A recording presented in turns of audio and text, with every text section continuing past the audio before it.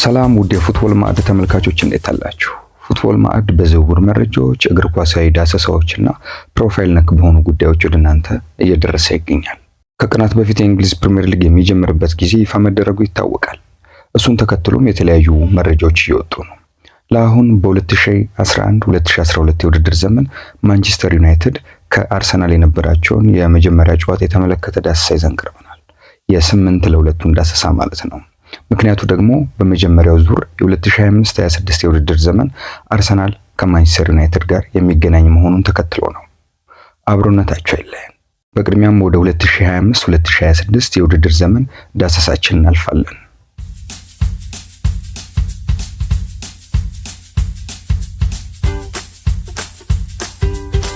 የዓለማችን ባለብዙ ተመልካቹ የእንግሊዝ ፕሪሚየር ሊግ የቀጣይ የውድድር ዘመን የጨዋታ መርሃ ግብሩን አሳውቋል።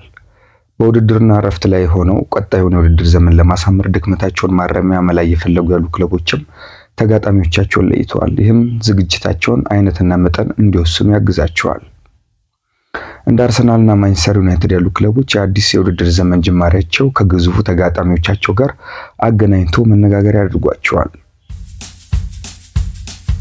አርሰናል ሻምፒዮን እንዲሆን በተጠበቀበት ያለፈው የውድድር ዘመን ለሶስተኛ ተከታታይ ዓመት በሊጉ ሁለተኛ ደረጃን ይዞ ያጠናቀቀው የሚካኤል አርቴታው አርሰናል አዲሱን የውድድር ዘመን ወደ ኦልድ ትራፎርድ በመጓዝ ይጀምራል። በክረምቱ የዝውውር መስኮት አንድም ተጫዋች አስፈረምኩ የሚል ዜና ያላወጣው አርሰናል ደጋፊውን ካሰባሰበው የዝውውር እንቅስቃሴ ድክመቱ ባሻገር የ2025-26 ውድድር ዘመን ከጅምሩ ከፈተናዎች ጋር ነው። የ13 ጊዜ የሊግ አሸናፊው አርሰናል የመጀመሪያው ጨዋታውን ከማንቸስተር ዩናይትድ ጋር የሚያደርግ ሲሆን በውድድር ዓመቱ በሜዳው የመጀመሪያው ጨዋታውን በኤሚሬትስ ስታዲየም አዲስ አዳጊውን ሊድስ ዩናይትድን ያስተናግዳል። ለሶስተኛው ሳምንት መርሃ ግብር ወደ አንፊልድ ተጉዞ ከሻምፒዮኑ ሊቨርፑል ጋር ትልቅ ጨዋታ ያከናውናል። በአራተኛና አምስተኛ ሳምንት ኖቲንግሃም ፎረስት እና ማንቸስተር ሲቲን የሚካኤል አርቴታው ቡድን ከዋንጫ ማምጣት ግዴታ ጋር የሚጀምረው የውድድር ዘመን ሲሆን እነዚህም ፈተናዎቹን ሊያከብዱበት የሚችሉ ጨዋታዎች መሆናቸው ተመላክቷል።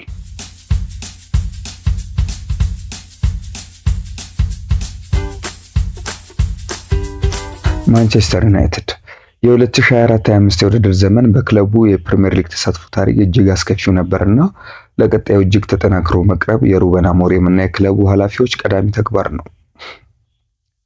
ማቴዎስ ኩኛህን ከወልቭስ አስፈርሞ ሌሎች ዝውውሮችን ለመጨረስ የሂሳብ መዝገቡን ማስተካከያ መላ እየፈለገ ያለው ዩናይትድ በኦልድ ትራፎርድ አርሰናልን በማስተናገድ የውድድር ዘመኑን የሚከፍት ሲሆን ከዚያም ወደ ክራቨን ኮቴጅ አቅንቶ ፉላምን ከገጠመ በኋላ በሜዳው በርንሌይን ይጋብዛል።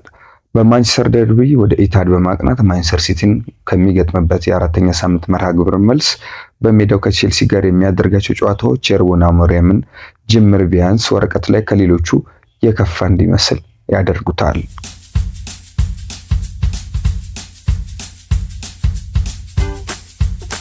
ሊቨርፑል ከሻምፒዮን ደስታቸው መልስ አስደናቂ ዝውውሮችን እየፈጸሙ በሌላ ከፍታ እየመጡ ያሉት ቆያዮቹ ሚሎሽ ኬርኬዝን ከወሰዱበት ቦርንማውዝ ጋር በሚያደርጉት ጨዋታ አዲሱን የውድድር ዘመን ይከፍታሉ።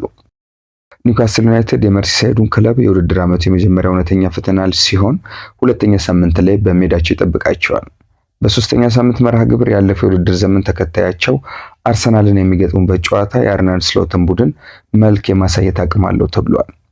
በአራተኛው ሳምንት ደግሞ በአንጻራዊነት ቀለል ባለ መርሃ ግብር ከበርንሌይ ጋር ከተጫወተ በኋላ በመርሲሳይድ ደርቢ ብርቱ ፉክክር የሚያደርግበትን ጨዋታ ከሜዳው ውጭ ያደርጋል ከኤቨርተን ጋር።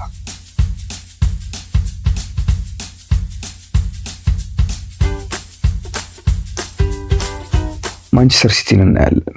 ማንቸስተር ሲቲ ከውጤት አንጻር ዥንጉርጉር መልክ ካለው የውድድር ዘመን በኋላ በዝውውር መስኮቱ በንቃት በመሳተፍ ራሱን እያጠናከረ ያለው ማንቸስተር ሲቲ የ2025-26 ተጋጣሚዎቹን ያወቀው በዓለም ክለቦች ዋንጫ ተሳትፎ ላይ ሆኖ ነው። ያለበቂ እረፍትና ዝግጅት በአዲስ የውድድር ዘመን በመክፈቻው መርሃ ግብር ወልቭስን የሚገጥም ሲሆን ቶተንሃም፣ ብራይተን፣ ማንቸስተር ዩናይትድ እና አርሰናል በመጀመሪያዎቹ 5 ሳምንታት የሚገጥማቸው ቡድኖች ናቸው።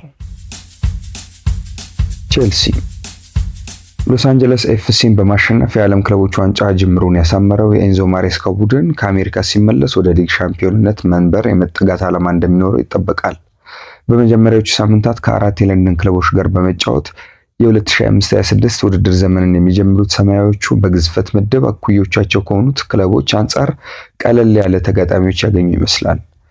ከክሪስታል ፓላስ፣ ዌስትሃም ዩናይትድ፣ ፉላም እና ብሬንትፎርድ ጋር የሚጫወተው ቼልሲ አምስተኛው ሳምንት ላይ ከሜዳው ውጪ ማንቸስተር ዩናይትድን ይገጥማል።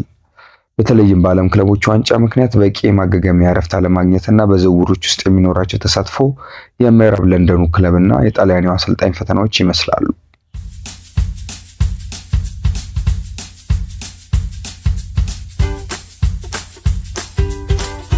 ወደ ተመልካቾች አሁን ደግሞ በነሐሴ ወር የሚካሄደውን የመክፈቻ ጨዋታ የአርሰናልና የማንቸስተር ዩናይትድን ጉዳይ እንዳስሳለን። አብሮነታቸው አይለየን። የ2011-12 የእንግሊዝ ፕሪሚየር ሊግ የውድድር ዓመት ሶስተኛ ሳምንት መርሃ ግብር ማንቸስተር ዩናይትድን ከአርሰናል እንዳገናኘ በመክፈቻውም ጨዋታ እንደተካሄደ ትውስታ ነው። ይህንን ቀን የአርሰናል ደጋፊዎች ፈጽሞ ሊያስታውሱት የማይፈልጉትና አርሰን ቬንገር በድንጋጤ ወደ ገበያ የወጡበት ነው። ኢኮኖሚስቱ ሰው በአርሰናል የነበራቸው የ2 ዓመት ቆይታ ምናልባትም ደካማ የሚባለው ስብስብ በዚያ የውድድር ዘመን ዩናይትድን የገጠሙት ሳይሆን አይቀርም። ፈረንሳዊ አሰልጣኝ በወርሃ ነሐሴ ከማንቸስተር ዩናይትድ ጋር ባደረጉት ጨዋታ በቅጣትና በጉዳት እንዲሁም ከክለቡ የለቀቁትን እንደ ሴስክ ፋብሪጋስ እና ሳሚር ናስሪ አይነት ወሳኝ ተጫዋቾችን ሳይተኩ ለከባዱ ፍልሚያ መዘጋጀታቸው ዋጋ የከፈሉበት ነው። ዌሽኒ ሼዝኒ፣ ዡዋን ዡሩ፣ ካርል ጃንኪሰን፣ ሎረን ኮሽሌኒ፣ አርማድ ትራውሬ፣ አሮን ራምሴ፣ ፍራንሲስ ኮክላን፣ ቶማስ ሮዘስኪ፣ ቴዎ ዋልኮት፣ ሮበን ቫን ፐርሲ እንዲሁም አንድሬ አርሻቪን አሰልጣኙ በቋሚነት የተጠቀሟቸው ጨዋታዎች ናቸው። በዛ ግጥሚያ አንጋፋው አሰልጣኝ ሰር አሌክስ ፈርጉሰን ደግሞ አዲስ ፈራሚዎቹን ዴቪድ ዲያን፣ አሽሊ ያንግን እንዲሁም ፊል ጆንስን ጨምሮ ዋይን ሩኒ፣ ፓትሪክ ኤቭራ፣ ዳኒ ዌልቤክ፣ ክሪስ ስሞሊንግ፣ ጆን ኢቫንስ፣ ናኒ፣ ቶም ክሌቨርሊ እና ሊዩስ አንደርሰንን በቋሚነት ተጠቅመዋል። በ2000ዎቹ መጀመሪያ በነበራቸው ከዋክብት ከመልበሻ ክፍል እስከ ሜዳ ከተፎካካሪነት ከፍ ባለ ስሜት ለዓመታት የዘለቁት ቡድኖች በ2011 ነሐሴ ወር በሶስተኛ ሳምንት ኦልድ ትራፎርድ ላይ ጨዋታቸውን ማድረግ ጀመሩ። 75,000 ተመልካች በታደሙበት የኦልድ ትራፎርድ ጨዋታ ዩናይትድ 8 አርሰናል 2 በሆነ ሰፊ ውጤት ማንቸስተር ዩናይትድ አሸነፈ። ዋይን ሩኒ ሃትሪክ በሰራበት ጨዋታ አሽሊ ያንግ 2 ግቦችን አስቆጥሯል። ዳኒ ዌልቤክ፣ ሊዩስ ናኒ እና ፓርክ ጄሱን ቀሪዎችን ግቦች ከመረብ ያሳረፉ ናቸው። በሰሜን ለንደኑ ክለብ በኩል ካርል ጃንኪንሰን 77ኛው ደቂቃ ላይ በቀይ ካርድ ከሜዳ በወጣበት ጨዋታ ሮበን ቫን ፐርሲ እና ቴዎ ዋልኮት 2 ትርጉም አልባ ግቦችን አስገኝተዋል። የመድፈኞቹ ተከላካዮች 90 ደቂቃ አንዳንድ ቀን ረዝሞባቸው የዋና ዳኛው ሃዋርድ ዌበን ፊሽካ ሲጠብቁ ባመሹበት ጨዋታ አንገታቸውን ደፍተው ከኦልድ ትራፎርድ ወጡ። አንዳች ትልቅ ማዕበል የወረደባቸው ቬንገር ከዚህ አስደንጋጭ ሽንፈት በኋላ ጊዜ ሳያባክኑ ወደ ገበያ በመውጣት የአሁኑ የአርሰናል አሰልጣኝ ሚካኤል አርቴታን፣ ፐር ሜርቴሳከርን፣ አንድሬ ሳንቶስን፣ ዮሲ ቤናዮን እንዲሁም ፓርክ ቹያንግን አስፈረሙ። ሁለቱ ቡድኖች ከ2 ወር በኋላ በሚጀምረው አዲስ የውድድር ዓመት ከረጅም ጊዜ በኋላ በነሐሴ ወር ተገናኝተዋል። ለዚያውም በመጀመሪያው ሳምንት እዚያው ኦልድ ትራፎርድ ላይ። በእርግጥ አሁን ላይ በዩናይትድ እና አርሰናል መካከል ያለው ልዩነት ለንጽጽር የሚቀርብ አይደለም። ቀያይ ሰይጣናቱ በሊጉ ለመቆየት በተጫወቱበት ዓመት አርሰናል 2ኛ ደረጃን ይዞ ሲያጠናቅቅ ባለፉት 10 ግንኙነታቸውም መድፈኞቹ ፍጹም ብልጫ አላቸው። ይሄኛውስ ነሐሴ ምን ያሳየን ይሆን?